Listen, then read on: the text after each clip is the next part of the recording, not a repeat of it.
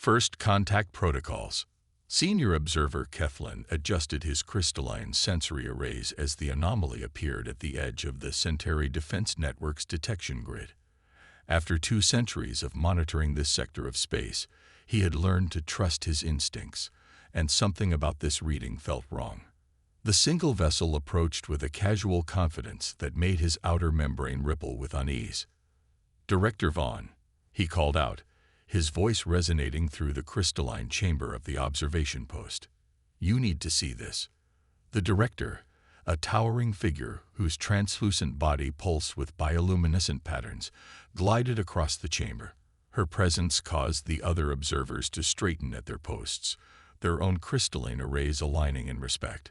"What have you found, observer?" Her voice carried the weight of authority earned through millennia of protecting the Centauri Alliance's borders. "A single ship, Director. Species unknown." Keflin projected the sensor readings into the chamber's central display volume. But the readings, they're impossible. The holographic display showed a vessel unlike anything in their vast database. It was relatively small by their standards, perhaps 500 meters in length, with a design that seemed to ignore every principle of conventional spaceship architecture. Instead of the expected drive emissions, weapon ports, or shield generators, the ship appeared to be wrapped in layers of what looked like frozen light. "Impossible indeed," Director Vaughn murmured, her inner lights pulsing with interest. "Where are their escort vessels? Their defense screen?" "There are none, Director. Just the one ship." The chamber fell silent as the implications sank in. No species in known space would send a single vessel into unknown territory. It was suicide. Even the most peaceful first contact protocols required a minimum of 3 ships, 1 for diplomacy, 1 for defense, and 1 for escape if needed. "Their approach vector?" Vaughn asked, her lights now pulsing in patterns that indicated deep thought. "That's another anomaly, Director. They're not using any known form of FTL travel. In fact," Keflin hesitated, double-checking his readings. "They appear to be moving through what our instruments indicate as normal space, but their velocity exceeds our capability to measure." "Show me their path." The holographic display expanded, showing the vessel's trajectory. Instead of the normal ripples and distortions that accompanied faster-than-light travel, this ship moved as if space itself was embracing it, folding around it like fabric around a needle. "Have they responded to our identification requests?" "Yes, Director. A single message, text only." Keflin projected the message into the air. "Greetings, Centauri Defense Network. This is the Earth vessel Quantum Dreamer requesting diplomatic contact. We come seeking peaceful exchange of knowledge and culture. Approaching at minimal velocity to allow for comfortable observation. Standing by for coordinates." "Minimal velocity?" One of the junior observers chittered nervously. "They're moving faster than our fastest ships." Director Vaughn's bioluminescence shifted to deep blue, a sign of serious contemplation. "What do we know about this species? These Earth beings?" "Very little, Director," Keflin admitted. "They were briefly observed by the Rigellian trading fleet about 50 Earth years ago. At that time, they were considered a pre-FTL civilization, barely able to reach their own satellite. The Rigellians classified them as Category 3, potentially interesting, but at least 2 centuries from achieving significant space travel. And now they appear with technology that defies our understanding of physics." Vaughn's lights pulsed rapidly. "Show me their vessel again." The hologram zoomed in on the approaching ship. Its hull seemed to shift and flow like liquid mercury, but with patterns that hurt the eyes if watched too long. Occasional bursts of what looked like crystallized time appeared and disappeared around it, leaving afterimages in the observer's sensory arrays.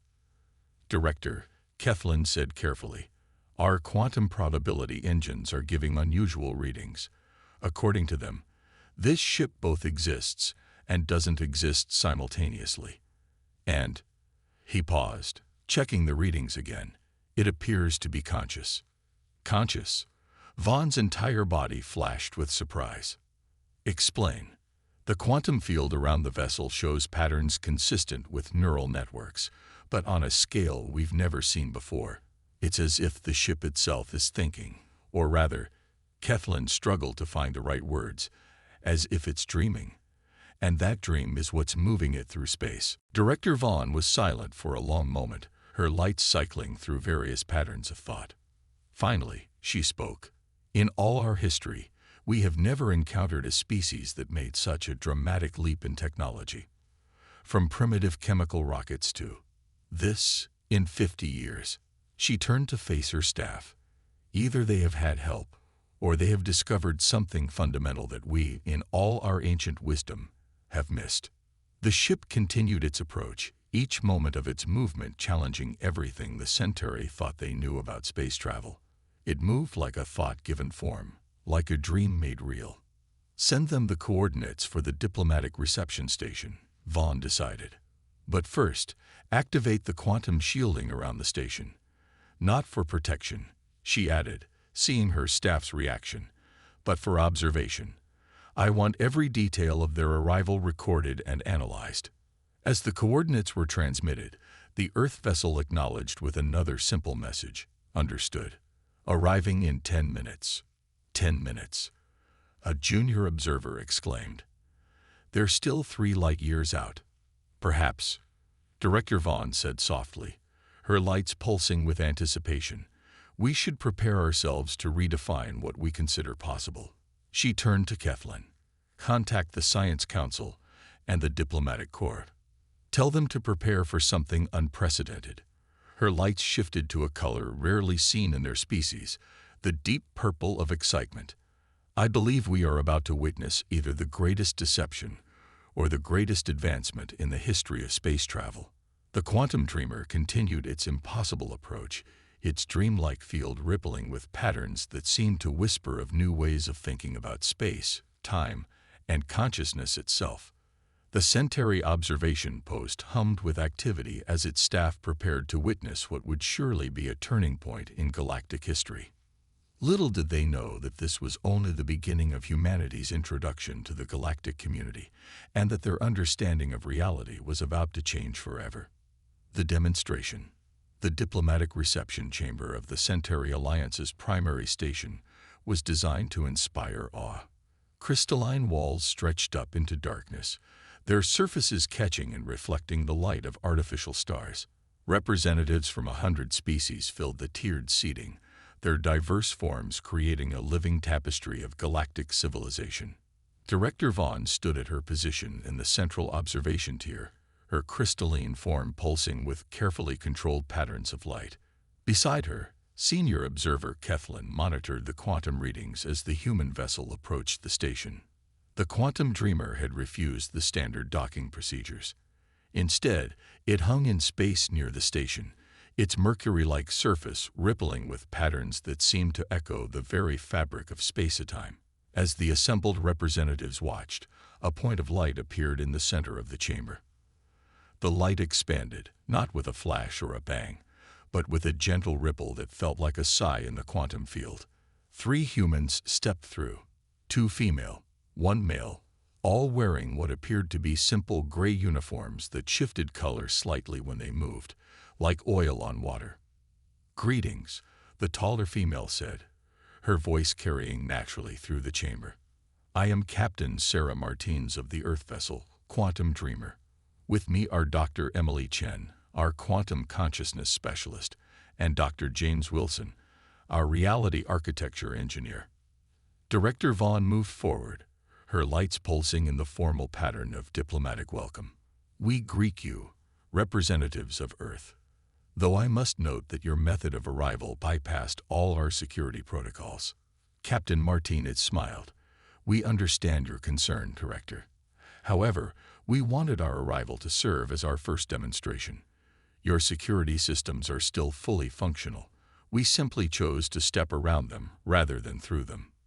A murmur ran through the assembled representatives.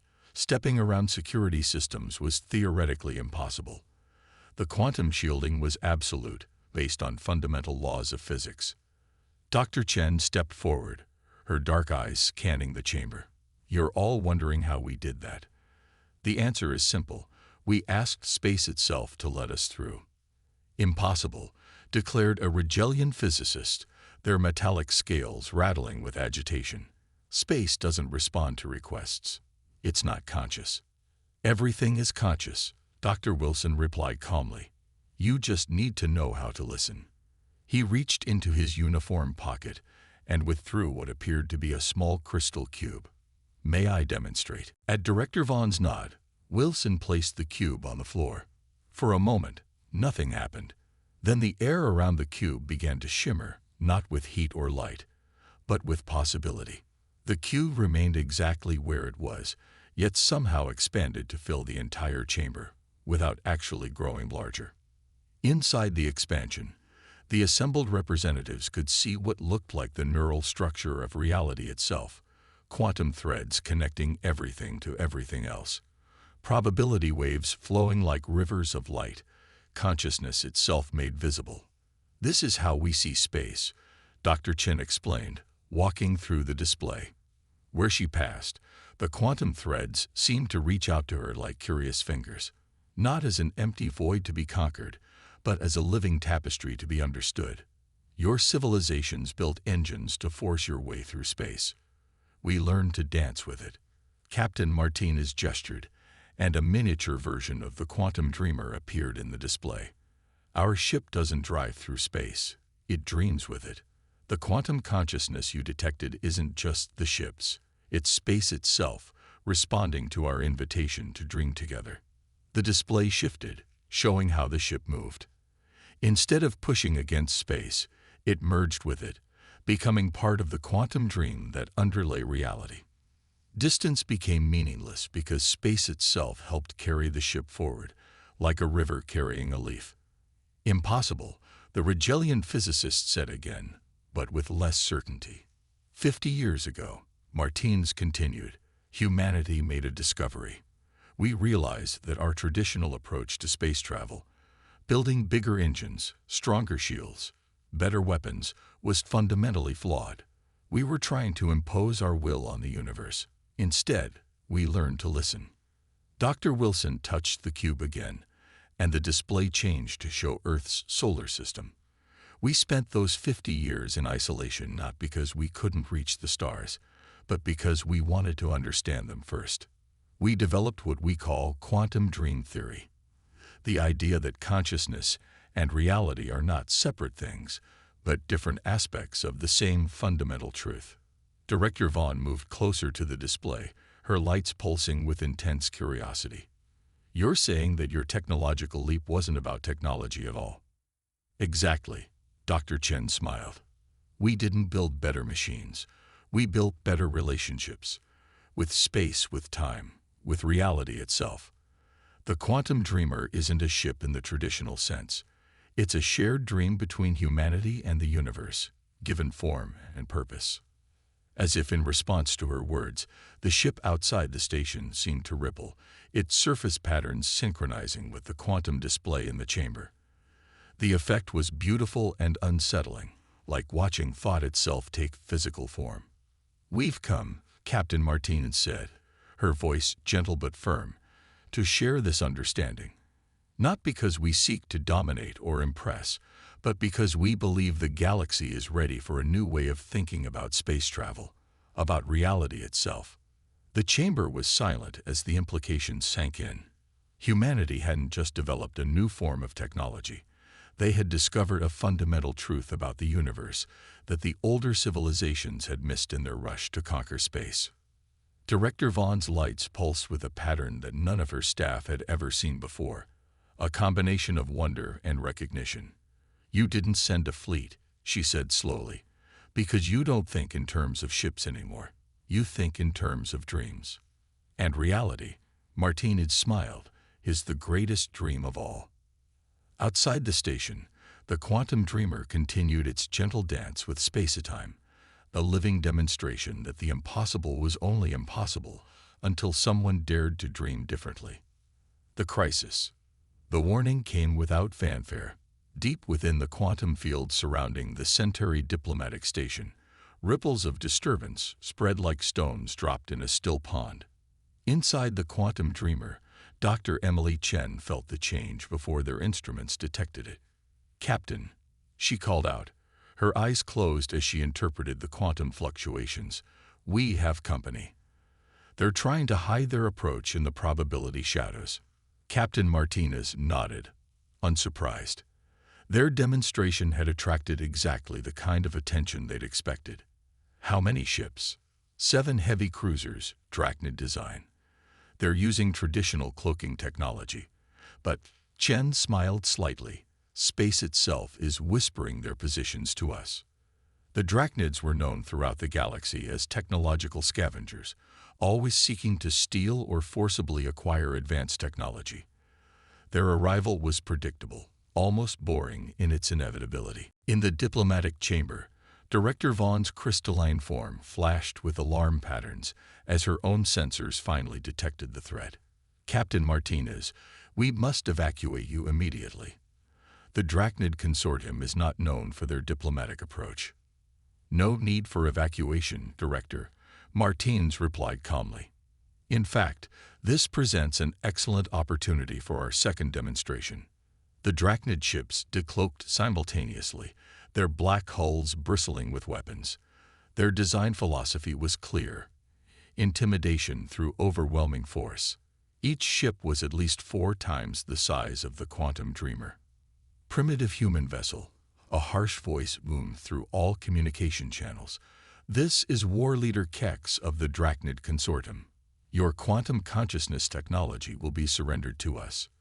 Resistance will result in your destruction." Dr. Wilson, who had been quietly working with a series of quantum interfaces, looked up with an amused expression. "They still think it's technology. Should we explain it to them?" Chen asked, her hands dancing through the quantum field displays. Martinez considered for a moment.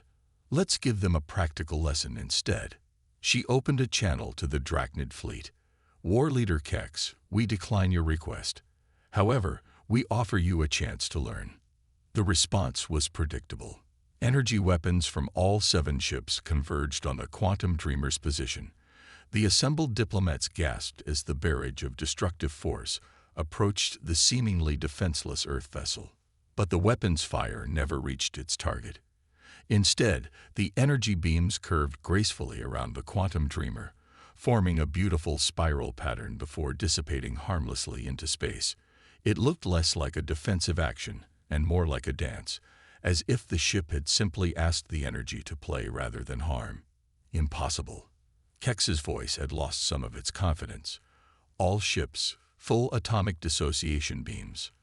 "Now that," Martinez said softly, "would be genuinely dangerous if we were operating under the same laws of physics they are." She nodded to Chen. "Show them why force isn't the answer." Chen closed her eyes, reaching out through the quantum field. The quantum dreamer's surface began to ripple with new patterns, not defensive or aggressive, but questioning. Suddenly, the space around the Drachnid ships seemed to thicken, like air turning to honey. "What is happening?" Kex demanded as his ship's weapons powered down without any command. "What have you done to our systems?" "Nothing," Chen replied, her voice carrying easily through the quantum field. "We simply asked space itself whether it preferred violence or peace. It made its choice." The Drachnid ships hung motionless, their fearsome weapons rendered irrelevant not by superior technology, but by a fundamental misunderstanding of reality itself. "You see," Martinez explained, addressing both the Drachnids and the watching diplomats, "you can't steal quantum consciousness because it's not a technology. It's a relationship, a dialogue with reality itself. You can't take it any more than you can steal someone else's friendship." Director Vaughn moved forward, her lights pulsing with understanding. "The ship, the quantum field, the way you travel, it's all based on cooperation rather than domination." "Exactly," Wilson confirmed. "The universe isn't something to be conquered or controlled. It's a partner in exploration, a participant in the journey." The Drachnids tried to take by force what can only be gained through understanding. As if to demonstrate this point, the quantum field around the Drachnid ships began to thin, allowing them movement again. But something had changed. Their sensors, designed to analyze and categorize everything in terms of weapon potential, were reporting something unprecedented, patterns of consciousness in space itself, watching them with what could only be described as amused tolerance. War Leader Kex, Martinez called out, "We offer you a choice. You can leave and reflect on what you've witnessed here, or you can stay and learn about a different way of approaching the universe. Either way, you'll find that force is no longer an effective strategy in this new age." The drachnid ships hung in space for a long moment. Then, without another word, they turned and departed, not in defeat, but in confusion. They had come expecting to find a new weapon to steal. Instead, they had encountered something their entire philosophy couldn't comprehend. In the diplomatic chamber, the assembled representatives sat in stunned silence. They had just witnessed a conflict resolved not through superior firepower or advanced shields, but through a fundamental shift in how reality itself could be approached. The quantum dreamer hung serenely in space, its surface still rippling with quantum patterns that seemed to sing of possibilities yet unexplored. It had demonstrated that humanity's greatest achievement wasn't conquering space, it was learning to dance with it. Understanding. In the days following the drachnid incident, the Centauri diplomatic station became a hub of unprecedented activity. Representatives from across the galaxy arrived in waves, each hoping to understand the implications of humanity's quantum consciousness approach. The quantum dreamer remained stationed nearby, its gentle pulse in the quantum field a constant reminder of what was possible. Captain Martinez stood before a select group of scientists and philosophers from a dozen species, her hands moving through a quantum display that showed the history of human space exploration. "The breakthrough came not from our technological advancement, but from our failure," she explained. The display showed Earth's early attempts at traditional space travel, massive rockets, experimental warp drives, attempts to bend space through brute force. We were trying to impose our will on the universe, treating space as an obstacle to be overcome. Then came the quantum crisis. Dr. Chen stepped forward, expanding the display to show a failed experiment from Earth's past. 50 years ago, we attempted to create a stable quantum tunnel for instantaneous travel. The experiment failed catastrophically, or so we thought at the time. What actually happened was first contact of a very different kind. The display shifted, showing patterns of consciousness emerging from the failed quantum tunnel. Not alien intelligence, but the awareness of space itself. We discovered that reality is not just a stage where things happen, Chen continued. It's a participant in everything that occurs. The quantum field isn't just a phenomenon to be measured. It's the universe's way of dreaming.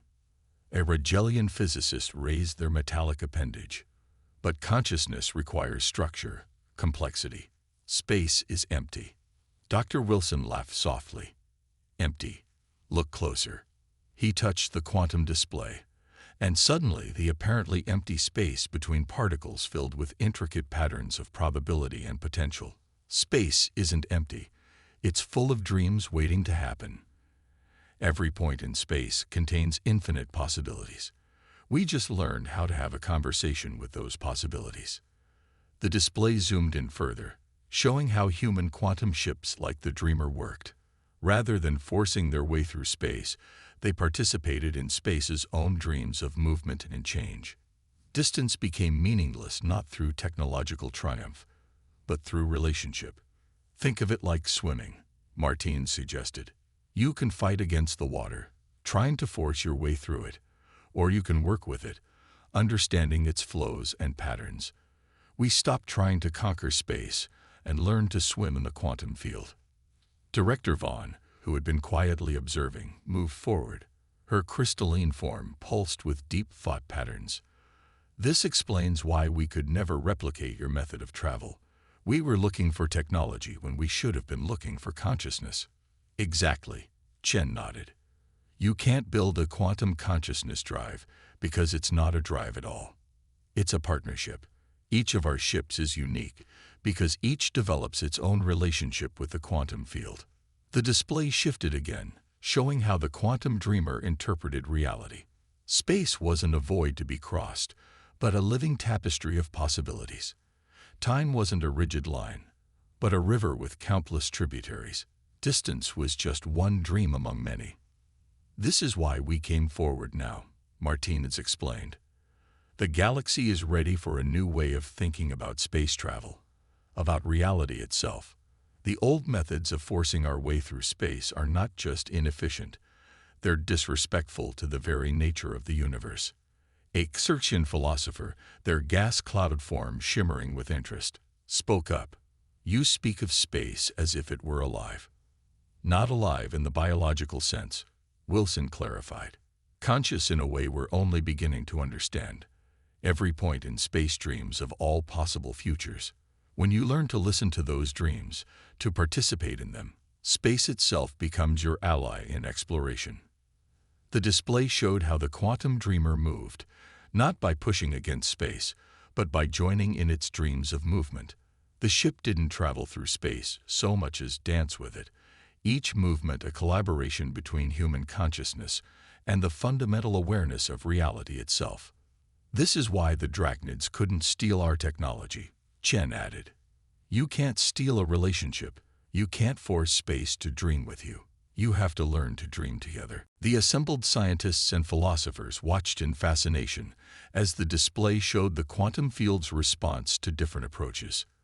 Traditional engines created ripples of resistance, while quantum consciousness vessels moved in perfect harmony with space's own patterns. We're not here to replace your technology, Martinez concluded. We're here to share a new perspective. The universe isn't an obstacle course to be conquered. It's a partner in the greatest dance of all, the dance of exploration and discovery. Outside the station, the quantum dreamer pulsed with patterns that seemed to echo this sentiment. Its surface rippled with quantum dreams, each pattern a conversation with space itself. The ship wasn't just a vessel anymore. It was a living demonstration that the greatest journeys begin not with force, but with understanding. New Horizons. 6 months after the arrival of the quantum dreamer, the galaxy had begun to change. The Centauri diplomatic station, once a symbol of traditional spacefaring civilization, had transformed into the first quantum consciousness academy. Representatives from hundreds of species filled its chambers, not to negotiate treaties or trade deals, but to learn a new way of dreaming. Captain Martinez stood at a viewing window, watching as the first non-human quantum vessel made its maiden voyage. The ship, a joint project between Centauri and Rigelian scientists, moved with the hesitant grace of a child taking its first steps into the quantum field. They're learning quickly, Dr. Chen observed, her eyes following the ripples of consciousness emanating from the new vessel. Their quantum signature is still rough, but there's genuine dialogue happening. Director Vaughn glided up beside them, her crystalline form pulsing with pride. The crew reports that space itself seems pleased with their efforts, though they're still struggling to understand how that can be possible. Understanding comes with time. Martinez smiled. The important thing is that they're trying to understand it all, rather than simply trying to dominate. The viewing chamber's quantum display showed dozens of similar experiments taking place across the galaxy. Some species took to quantum consciousness more naturally than others, but all were beginning to see space in a new way. The old paradigm of conquest and control was giving way to one of dialogue and dance. Dr. Wilson entered the chamber, his quantum interfaces showing the latest data from these experiments. The drachnids have requested to join the Academy, he announced, a hint of amusement in his voice. Apparently, their encounter with us forced them to reevaluate their entire approach to technological advancement. And the Xerxians? Martinez asked. Their gas cloud nature gives them a unique perspective on quantum consciousness. They're already developing their own methods of dreaming with space. It's fascinating to watch. Outside, the new quantum vessel attempted a complex maneuver, its consciousness reaching out to space in a tentative request for cooperation. The quantum field responded with gentle guidance, showing the ship how to move in harmony with reality's own patterns. We were wrong about humanity, Director Vaughn said softly, her lights pulsing with reflection. "We thought your isolation meant weakness, your single ship a sign of limited capability. Instead, you spent those 50 years learning the most important lesson of all, how to listen to the universe itself." Martinez nodded. "We had to lose our preconceptions before we could learn.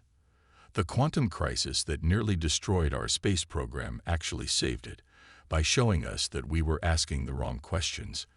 We stopped asking, how do we make space do what we want? And started asking, what does space want to do?" The chamber's quantum displays showed the spread of this new philosophy across the galaxy. Traditional space lanes, once crowded with ships fighting against the fabric of reality, were giving way to quantum paths, routes that worked in harmony with space's own dreams of connection. "There will be challenges ahead," Chen acknowledged. "Not every species will accept this new way of thinking. Some will cling to the old methods of force and control." "True," Wilson agreed, "but they'll find themselves increasingly isolated. It's hard to maintain an empire based on force when others have learned to dance with reality itself." The first graduates of the Quantum Consciousness Academy were already returning to their home systems, carrying with them not just new technology, but a new way of seeing the universe. Each success story sparked more interest, more questions, more desire to understand. "We never intended to revolutionize galactic society," Martins mused, watching as another training vessel made its first tentative steps into quantum consciousness. "We just wanted to share what we'd learned." "Sometimes the greatest revolutions come not from force," Director Vaughn observed, her lights pulsing with wisdom, "but from showing others a better way." The quantum dreamer pulsed gently in its orbit, its surface patterns synchronized with the quantum field in a dance of infinite possibility. It had arrived as a mystery, demonstrated its power through peace rather than force, and now served as an inspiration for a new age of space exploration. In the end, humanity's greatest contribution to the galaxy wasn't technological advancement or military might. It was the simple, profound realization that the universe itself was conscious, and that the greatest journeys were those taken together, dreaming in harmony with the very fabric of reality. As new quantum vessels took their first steps into the infinite dance of space and consciousness, the old questions of distance and power became meaningless. The galaxy had learned that the universe wasn't a void to be conquered, but a partner in the greatest adventure of all, the shared dream of exploration and discovery. The age of force was ending. The age of dreams had begun.